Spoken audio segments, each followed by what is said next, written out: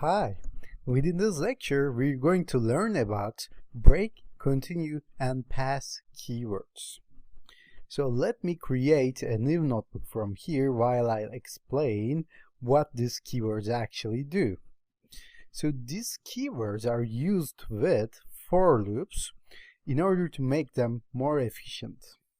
So we have already learned about for loops, right? So let me just rename this book like continue, break, and pass, and we'll see what they actually mean. So we learned about for loops, and we know how these for loops actually works. But for right now, please let me just create a new list and a new basic for loop in order to explain these keywords one step at a time. So what we're gonna do actually is to create a new list called my list, and this list will have 10, 20, 30, 40, 50, and 60 in it. Okay, so hit Shift Enter. So you know how to look through this, right? So for number in my list, and with a colon, you'll say print number.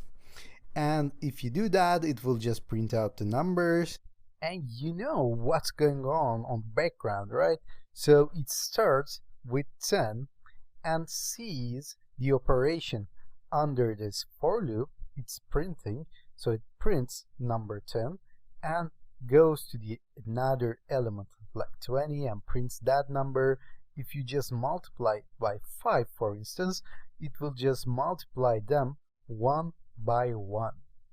So we discussed this before, and we know that it starts with the first element and continues until the last one. But what we didn't discuss is to have an interruption in the loop. So we can just skip a number, or we can just cut the loop anytime we want using if statements and using continue and break keyword. So best way to understand is to examine an example in here. So let me create a new loop under here like for num in my list, and for example, let's say I want to stop when I see 30. Okay, so let me just print num multiplied by 5 again. But before I do that, if only the element is 30, then I want to stop.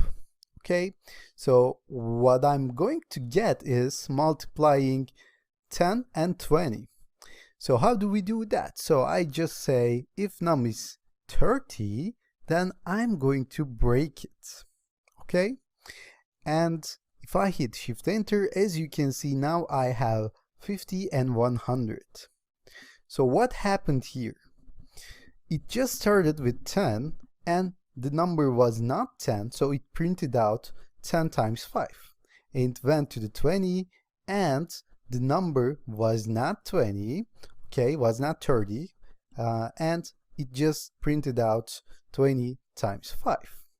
But in the third position, it saw that number is actually 30.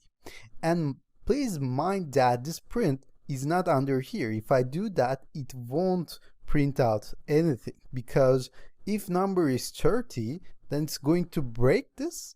It means that it will stop the loop and it's not going to print anything. So print is not under here, but it's indented for the for loop. Okay, but break is under the if statement. So remember, indentation matters. So we define code blocks with indentations in Python. So what happened is that the loop saw that the number was actually 30 and it broke the rule, right? It broke the loop. So it didn't continue. So let's say what happens if we used continue.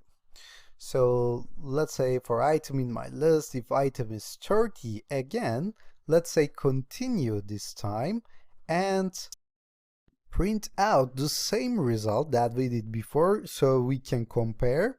And if we shift enter, we'll see that we'll have 50, 100, but not 150.